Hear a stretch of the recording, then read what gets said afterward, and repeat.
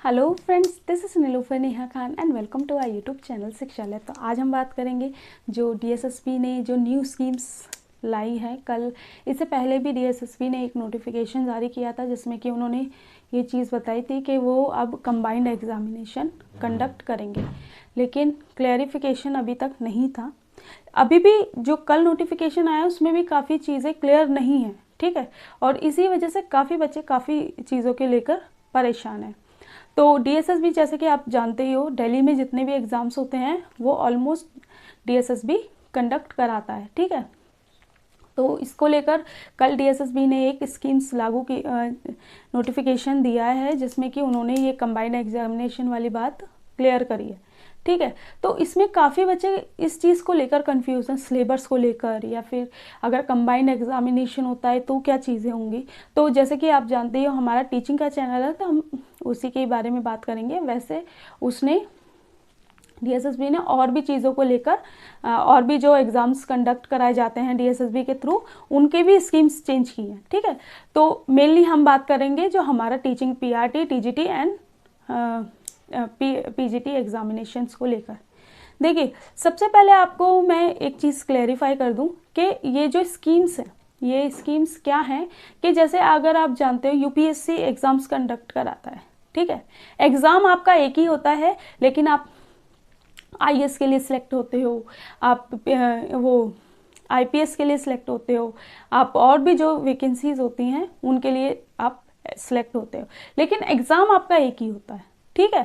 तो यही स्कीम, और अगर हम बात करें एसएससी के बारे में, तो एसएससी में भी सेम चीज़ होती है कि कई पोस्ट होती हैं और उनमें एग्ज़ाम, सिंगल एग्ज़ाम कंडक्ट कराया जाता है। सिंगल एग्ज़ाम मतलब सभी पोस्ट के लिए एक ही एग्ज़ाम, ठीक है।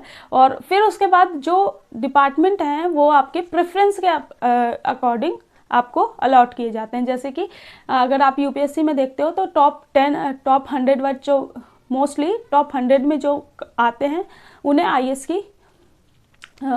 की जॉब मिलती है, ठीक है। यहीं अगर जो टॉप 300 में आते हैं उन्हें उनकी प्रेफरेंस के अकॉर्डिंग मिलता है। ये मैं एग्जैक्ट नहीं बता रही, बट ऐसे ही ऑलमोस्ट इतना ही क्राइटेरिया होता है, ठीक है। तो ऐसे ही डीएसएसबी अपना पैटर्न लागू करने की कोशिश कर रही है और उसमें ये क्लेरिफाई करने, और देखिए ये बच्चों के लिए भी बेनिफिशियल है। क्यों? क्योंकि कई बार आपके साथ ऐसा होता है कि जैसे पीआरटी की बात करें तो पीआरटी में आपके तीन डिपार्टमेंट एग्ज़ाम कंडक्ट कराते हैं, और ये तीनों कौन कौन से होते हैं? जैसे कि एनडीएमसी हो गया, आपका एमसीडी हो गया और डीओई हो गया। तीनों डिपार्टमेंट एग्ज़ाम कंडक्ट कराएंगे और तीनों की ही अलग अलग वैकेंसी निकलेंगी। अब ये डीएसएसबी ने क्या कहा कि जैसे एनडीएमसी हो गया, डीओई हो गया और एमसीडी हो गया, तीनों ही है तो दिल्ली की वैकेंसी, एग्ज़ाम भी डीएसएसबी कंडक्ट कराता है, प्लस एलिजिबिलिटी सबकी सेम है। एलिजिबिलिटी सबकी सेम है, मतलब डीएलएड प्लस आपका सीटेट वगैरह जो आपका मांगा जाता है वो सारी एलिजिबिलिटी आपकी मांगी जाती है। तो इसमें क्या गड़बड़ी होती थी ना, जैसे कि अभी आपने देखा होगा कि एनडीएमसी की अलग, एमसीडी की अलग वैकेंसी आई थी और आपकी डीओई की अलग वैकेंसी आई थी। अब इसमें दिक्कत क्या होती है ना कि कई बार ऐसा होता है कि एक ही बच्चा 2 सीट्स के लिए सिलेक्ट हो जाता है। जैसे कि उसने पीआरटी एनडीएमसी भी दिया और पीआरटी एमसीडी भी दिया और डीओई में भी सिलेक्ट हो गया। तो इसमें दिक्कत क्या हो जाता है कि कई बार सीट्स फुल नहीं हो पाती, ठीक है, क्योंकि बच्चा तो एक ही है ना, वो या तो एमसीडी ज्वाइन करेगा या एनडीएमसी या फिर डीओई। उसे सिलेक्ट तो जॉब तो एक ही करनी है। अब वो सिलेक्ट तीनों में हो गया या 2 में हो गया, तो इसकी वजह से जो दूसरे बच्चे होते हैं उनका सिलेक्शन थोड़ा सा रुक जाता है। तो इसीलिए ये चीज़ बहुत अच्छी, मैं कहूँगी कि बहुत अच्छी है अगर ये चीज़ पूरी तरीके से अप्लाई हो जाती है, क्योंकि एक तो आपको वैकेंसी पता चल जाएगी। जैसे एक एग्जांपल मानिए कि एनडीएमसी ने निकाली 200 वैकेंसी, ठीक है, यहीं डीओई ने निकाली 500 वैकेंसी, यहीं एमसीडी ने निकाली 200 वैकेंसी। अब एग्जैक्ट तो आप टोटल तो आपका 900 हो गया, लेकिन बच्चे अलग अलग जो फॉर्म भरते हैं, अलग अलग एग्जाम्स कंडक्ट होते हैं। इसमें क्या है, एक तो टाइम वेस्ट वो तो होता है, दूसरा जो बच्चे सिलेक्ट हो जाते हैं, कई बच्चे तीनों में सिलेक्ट हो जाएंगे, कई 2 में सिलेक्ट हो जाएंगे और कई बिल्कुल 0.99 पे अटक जाते हैं, ठीक है। तो जो वैकेंसी खाली हो जाती रह जाती है ना, फिर वो अगली बार निकलती है, फिर यही प्रोसीजर होता है। तो इसलिए ये बेस्ट मैं कहूँगी आपके लिए कि ये अच्छी चीज़ है अगर ये अप्लाई हो जाता है। दिक्कत कहाँ आएगी? दिक्कत आएगी टीजीटी और टीजीटी वालों को। जैसे कि आपको पता ही है कि टीजीटी में आपका अलग अलग सब्जेक्ट होता है, ठीक है। तो यहाँ आपके कॉम्बिनेशन थोड़े से डिफरेंट होते हैं as comparison to PRT and PGT teachers के लिए। अब यहाँ पर कई लोग ये कह रहे हैं कि यहाँ पर केवीएस जैसा चीज़ें अप्लाई की जाएंगी।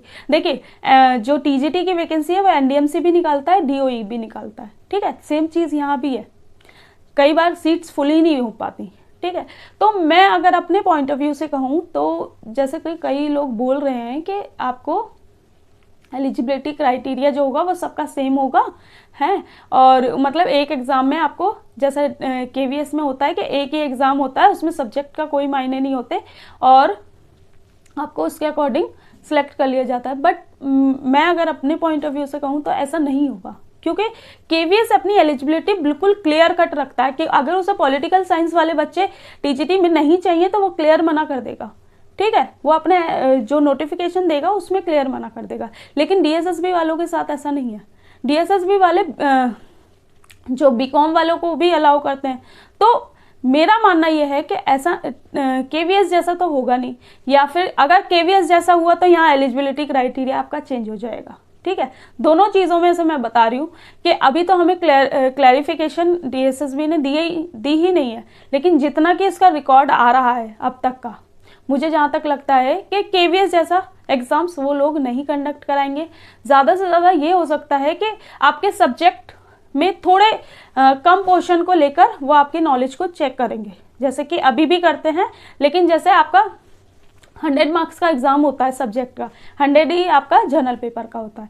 तो अगर मैं देखूँ तो अब भी आपको उतनी ही मेहनत करनी पड़ रही है, ठीक है। लेकिन अगर ये थोड़ा सा चेंज करते हैं तो ज़्यादा से ज़्यादा ये सब्जेक्ट में नंबर कम करेंगे और आपका जो आपका ये जनरल पेपर होता है उसमें थोड़े से मार्क्स बढ़ा देंगे एलिजिबिलिटी क्राइटेरिया के लिए, और उसमें क्या है प्रेफरेंस के अकॉर्डिंग आपको जॉब मिलेगी। लेकिन मेरा मानना यह है कि आपका सब्जेक्ट भी नहीं हटेगा यहाँ से और जनरल पेपर भी नहीं हटेगा, बस ज़्यादा से ज़्यादा ये हो सकता है किसी एक चीज़ की वेटेज बढ़ जाएगी, ठीक है। तो इस चीज़ को क्लैरिफाई कर लीजिए। और जो लोग कह रहे हैं केवीएस जैसा होगा, क्योंकि केवीएस जैसा हो ही नहीं सकता। आप खुद सोच के देखिए, केवीएस हर चीज़ में अपने ना रूल्स रेगुलेशंस को पर्टिकुलरली बिल्कुल मेंशन करके चलता है ताकि कोई बच्चा उस पर क्लेम ही ना कर सके। लेकिन डीएसएसबी ऐसा नहीं है। डीएसएसबी तो ना तो सिलेबस बताता, ना ही तो वो एलिजिबिलिटी प्रॉपर ठीक से, कई बच्चे कंफ्यूज रहते हैं एलिजिबिलिटी को लेकर। तो यहाँ पर ऐसा नहीं होगा केवीएस जैसा, और प्लस यहाँ इंटरव्यू नहीं है, ठीक है। और अगर केवीएस जैसा होता है, पहली चीज़ तो उसे इंटरव्यू लाना पड़ेगा, दूसरी चीज़ उसे एलिजिबिलिटी क्राइटेरिया को अपना फिक्स करना होगा। और यहीं अगर बात करें पीजीटी की, तो पीजीटी में जैसा कि आपका एग्ज़ाम होता है ऑलमोस्ट वैसे ही होगा, क्योंकि यहाँ पर आपका सब्जेक्ट कंसर्न ही मायने रखता है, आप किस सब्जेक्ट से हो वो मायने रखता है, ठीक है। तो यहाँ मैंने कोशिश तो यही की है कि आपके सारे डाउट क्लियर कर सकूँ, क्योंकि काफ़ी बच्चे मेरे पास मेल्स कह रहे थे कि मैम मुझे ये समझ नहीं आ रहा, मैम वो नहीं समझ आ रहा। आप लोग अपनी तैयारी में लगे रहे। देखिए जिनका एग्ज़ाम अब हो चुका है उन्हें दोबारा से तैयारी में लग जाना है, ब्रेक नहीं लेना, और कोशिश कीजिए थोड़ा थोड़ा सा चीज़ों को दोबारा रिवाइज़ करने की, क्योंकि देखिए टाइम थोड़ा सा ज़्यादा लगता है और चीज़ें कब आपकी नॉलेज ख़त्म हो जाती है आपको खुद नहीं पता चलता, ठीक है।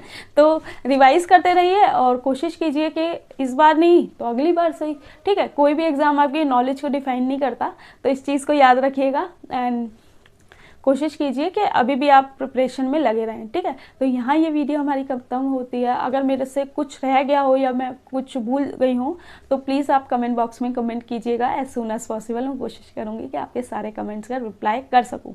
अगर और भी कोई डाउट हो तो प्लीज़ कमेंट बॉक्स में कमेंट कीजिएगा, और वीडियो अच्छी लगी हो तो प्लीज़ लाइक एंड शेयर करें एंड चैनल को सब्सक्राइब ज़रूर कीजिएगा। Thank you for watching my video.